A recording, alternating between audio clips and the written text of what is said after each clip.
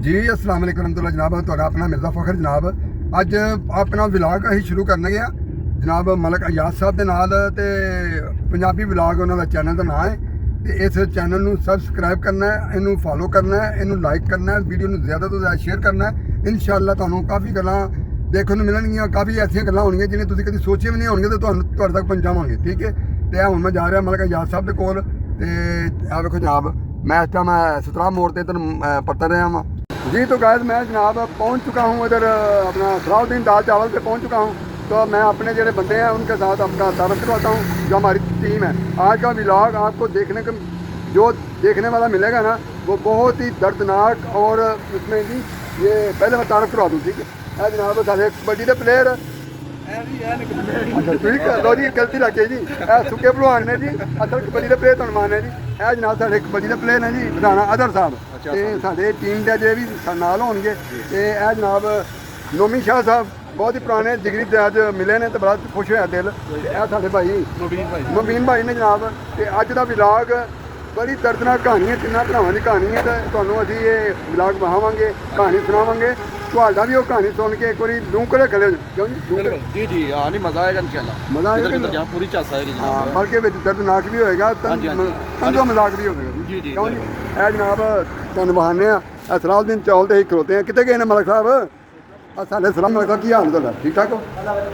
ਹਾਂਜੀ ਜਨਾਬ ਸਾਡੇ ਕੋਲ ਦੋਸਤ ਵੀ ਲੈ ਗਏ ਨੇ ਪਿੱਛੇ ਜਨਾਬ ਦੇ ਨਾਲ ਤਰਫ ਕਰਾਉਂਦੇ ਆ ਜੀ नासर बाजवा जनाब तलवंडी ਨਾਸਰ ਬਾਜਵਾ ਅਸੀਂ ਜਨਾਬ ਚੱਲੇ ਹਾਂ ਹੁਣ ਤੋਂ ਹੋ ਸਾਡਾ ਇੱਕ ਬੰਦਾ ਤਾਂ ਰਹਿ ਗਿਆ ਹੈ ਜਿਹੜਾ ਮੇਨ ਕਿਰਦਾਰ ਸਾਡੀ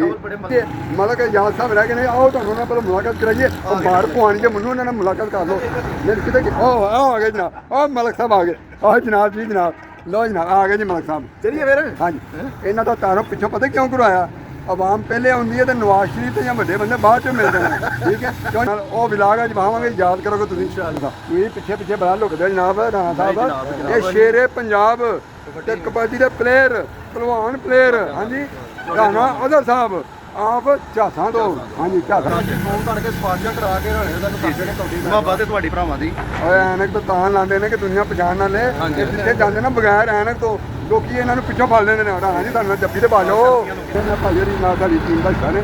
ਇਨਸ਼ਾਅੱਲਾ ਤਾਲਾ ਤੁਹਾਨੂੰ ਵਲੌਗ ਅੱਛਾ ਲੱਗੇਗਾ ਦਰਦਨਾਕ ਵੀ ਹੋਏਗਾ ਤੰਜ਼ੋ ਮਜ਼ਾ ਵੀ ਹੋਏਗਾ ਤੇ ਜਨਾਬ ਇਹਦੇ ਚ ਸਬਕ ਵੀ ਹੋਵੇਗਾ ਜੀ ਲੋ ਜਨਾਬ ਸਾਡਾ ਸਫ਼ਰ ਸ਼ੁਰੂ ਹੋ ਗਿਆ ਜਨਾਬ ਜੀ ਤੇ ਅਸੀਂ ਆਪਣੇ ਸਫ਼ਰ ਨੂੰ ਰਵਾਂ ਦਵਾਂ ਤੇ ਜਨਾਬ ਮਲਕ ਸਾਹਿਬ ਮੇਰੇ ਨਾਲ ਬੈਠੇ ਹੋਏ ਨੇ ਤੇ ਯਾਰ ਇੱਥੇ ਇੱਕ ਬਹਿਸ ਤੁਹਾਡੀ ਛਿੜ ਪਈ ਉਹ ਪਿੱਛੇ ਵੀ ਬੰਦੇ ਬੈਠੇ ਨੇ ਯਾਰ ਆਇਆ ਪਿੱਛੇ ਪਾ ਇੰਟਰੋ ਤਾਂ ਕਰਨੇ ਅੰਦਰ ਸਾਰੇ ਓਏ ਝੋਲੀ 'ਚ ਕਿਹੜਾ ਬਹਿ ਗਿਆ ਜੇ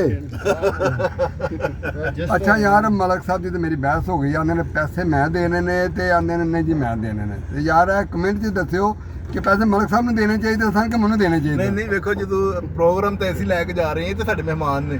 ਇਹਨਾਂ ਦੇ ਪੈਸੇ ਦੇਣੇ ਨਹੀਂ ਬੰਦੇ ਕਿਉਂ ਜੀ ਇਹਨਾਂ ਕੋਲ ਵੋਟ ਕਰਵਾ ਲਓ ਨਾ ਜਿਹਨੇ ਮੌਜੂਦ ਨੇ ਸਾਡੇ 200 ਅਮਰੀਕਾ ਵਾਲੇ ਜਿਨ੍ਹਾਂ ਨੇ ਮਲਕ ਸਾਹਿਬ ਨੂੰ ਇਨਵਾਈਟ ਕੀਤਾ ਹੈ ਮਾੜੀ ਲੋ ਜੀ ਮਲਕ ਸਾਹਿਬ ਨੂੰ ਪੈਸੇ ਦੇ ਦਿੱਤੇ ਜੇ ਮੇਰੇ ਪੁੱਛੋਂ ਬਗੈਰ ਹੀ ਫਲਾਜੇ ਨੂੰ ਬਰਾਬਰ ਪੁੱਛਣ ਦੀ ਜ਼ਰੂਰਤ ਨਹੀਂ ਜਨਾਬ ਯਾਰ ਵੇਖ ਲੋ ਨਾ ਮੈਨੂੰ ਮੈਂ ਇੱਧਰ ਆ ਰਿਹਾ ਲਾ ਕੇ ਨਾ ਤੁਹਾਨੂੰ ਮੁਖਾਤਬ ਕਰਨ ਵਾਸਤੇ ਤੇ ਨਾਲ ਹੀ ਪੈਸੇ ਫੜਾ ਰਹੇ ਨੇ ਪਰ ਕੀ ਕਰੇ ਬੰਦਾ ਯਾਰ ਚਲੋ ਜੀ ਤੁਹਾਨੂੰ ਜਿਹੜਾ ਅੱਜ ਅਸੀਂ ਪਿੰਡ ਵਹਾਵਾਂਗੇ ਨਾ ਉਹ ਤੁਹਾਡਾ ਦਿਲ ਖੁਸ਼ ਹੋ ਜਾਏਗਾ ਜਨਾਬ ਮਲਕ ਸਾਹਿਬ ਮੈਨੂੰ ਬੜਾ ਆਪਣਾ ਮਲਕ ਸਾਹਿਬ ਮੈਨੂੰ ਬੜਾ ਤਜੱਸਸ ਦੇ ਤੇ ਜਿਹੜੀ ਤੂੰ ਮੈਨੂੰ ਕਹਾਣੀ ਸੁਣਾਈ ਹੈ ਨਾ ਉਹ ਏਡੀ ਦਰਦਨਾਕ ਕਹਾਣੀ ਹੈ ਤੇ ਮੈਂ ਮੈਨੂੰ ਬੜਾ ਤਜੱਸਸ ਹੈ ਮੈਂ ਜਾ ਕੇ ਵੇਖਾਂ ਤੇ ਉਹਨੂੰ ਜਾ ਕੇ ਯਾਰ ਫਟਾਫਟ ਉਹਦੇ ਬਾਰੇ ਨਾ ਆਵਾਮ ਨੂੰ ਵੀ ਦੱਸਾਂ ਮੈਂ ਕਹਿੰਦਾ ਕਿ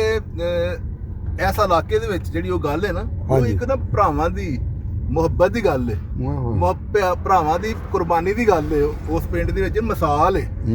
ਕਿ ਸਾਰੀ ਗੱਲ ਇਸ ਲਈ ਨਹੀਂ ਦੱਸਦਾ ਪਿਆ ਕਿ ਸਸਪੈਂਸ ਖਤਮ ਹੋ ਜਾਣਾ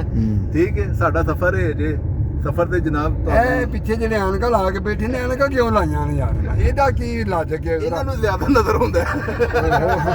ਮੈਂ ਵੀ ਐਨਕ ਲੱਗੋ ਮਲਕ ਸਾਹਿਬ ਬੰਦਾ ਪੁੱਛੇ ਐਨਕ ਮੈਂ ਵੀ ਲਾਈ ਹੈ ਤੇ ਮੈਂ ਪੁੱਛਣ ਉਹਨਾਂ ਨੂੰ ਲਿਆ ਦਾ ਹੈ ਹੱਥ ਮੁੱਕ ਮੈਂ ਵੀ ਲਾਣਾ ਲੇਕਿਨ ਫਸੀ ਤੌਰ ਤੇ ਮੈਂ ਨਹੀਂ ਲਾਈ ਮੈਂ ਤੁਹਾਨੂੰ ਪੁੱਛਣਾ ਚਾਹੀਦਾ ਕਿ ਮਲਕ ਸਾਹਿਬ ਤੂੰ ਆ ਐਨਕ ਕਿਉਂ ਨਹੀਂ ਲਾਈ ਇਹ ਹੋ ਸਕਦਾ ਸਰ ਤੁਸੀਂ ਨਜ਼ਰ ਦੀ ਲਾਈਏ ਸੀ ਆਪਣਾ ਮੈਨੂੰ ਦੱਸੋ ਇਹਨੇ ਬੜਾ ਥਾ ਨਹੀਂ ਨਜ਼ਰ ਮਾਮਾ ਲੱਗਦਾ ਵਿੱਚ ਸਾਰੇ ਮਲਕ ਸਾਹਿਬ ਤੋਂ ਇਲਾਵਾ ਸਾਰੇ ਨਹੀਂ ਮੁਬੀਨ ਸਾਹਿਬ ਆਂਦੇ ਨੇ ਨਜ਼ਰਾਂ ਦੀ ਐਨਕ ਲਾਈ ਮੈਂ ਕਹਿੰਦਾ ਨਜ਼ਰ ਮਾਮਾ ਲੱਗਦਾ ਵਿੱਚ ਤੇ ਨਹੀਂ ਤੁਸੀਂ ਨਜ਼ਰ ਦੀ ਲਾਈ ਸੀ ਆਪਣੀ ਲਾਈ ਮੈਂ ਲੋ ਜੀ ਜਨਾਬ ਅਸੀਂ ਉਦਾਫਤ ਉਹ ਕੀ ਹੈ ਜੀ ਦੋ ਬੰਦਾ ਉਹ ਦੋ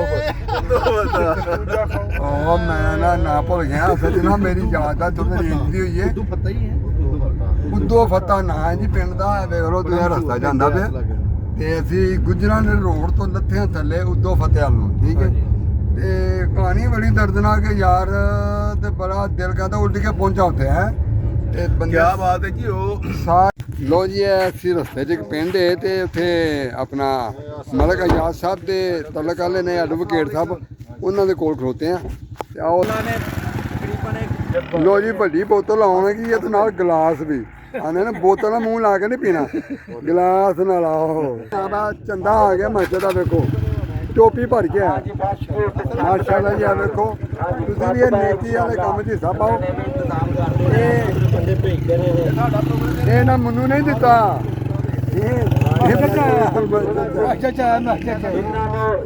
ਲੋ ਜਨਾਬ ਮੈਂ ਅੱਲਾ ਦੀਆਂ ਕੁਦਰਤਾਂ ਤੋਂ ਬੜਾ ਹੈਰਾਨ ਆ